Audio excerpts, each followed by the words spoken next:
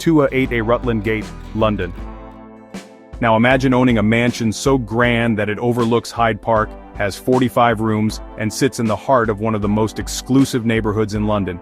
This isn't just any luxury home, this is 288 Rutland Gate, the most expensive house ever sold in the UK, with a jaw-dropping price tag of £210 million. Originally built as 4 separate homes, this palatial estate was later merged into a single mega-residence.